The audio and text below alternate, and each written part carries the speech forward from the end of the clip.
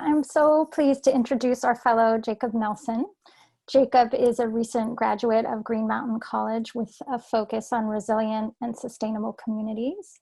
And before coming to work with us, he taught at the Cape Eleutheria Island School in the Bahamas.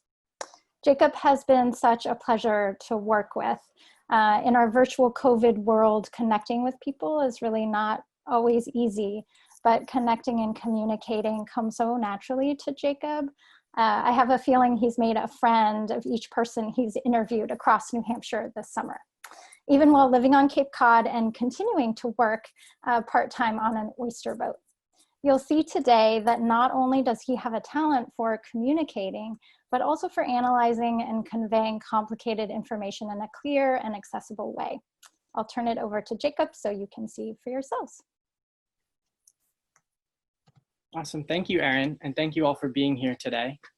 So this summer, I get to work with Erin and people at the New Hampshire Food Alliance to understand where New Hampshire is in centering climate change resilience in their food system.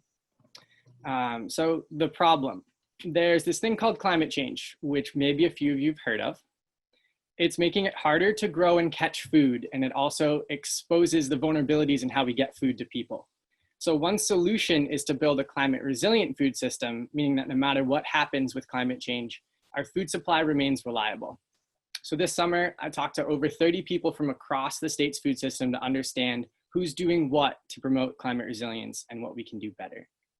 So if you could change the slide, Megan, I can share the areas that I found where to greater or lesser degrees, climate resilience work is happening in New Hampshire.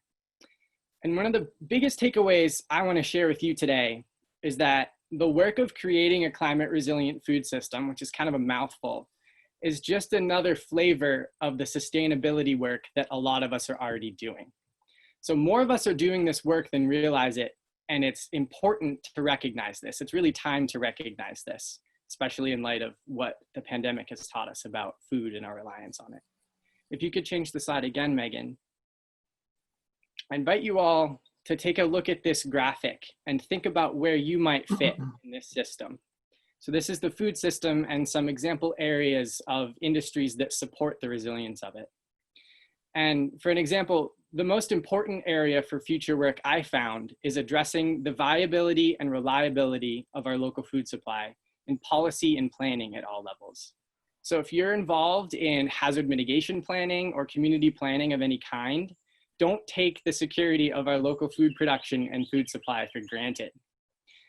An example I think we can all identify with is if you eat food, which I think is most of us, then every bite you take shapes the evolution of our food system. So will we invest in the local food system that had our backs during shortages this spring or not?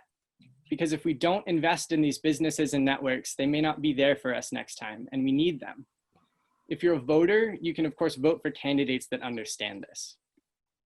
The next steps for this project are sharing these takeaways with communities across New Hampshire and mobilizing the Food Alliance Network to address our state shortcomings and really communicate the value of climate resilient local food systems, why we need them and why they're important.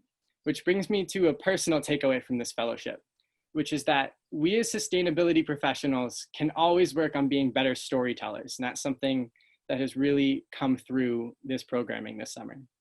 The brighter future that we're fighting for seems like an easy thing to sell, but we're up against cultural inertia of the status quo and groups that have a lot more money and practice controlling the narrative of what progress means.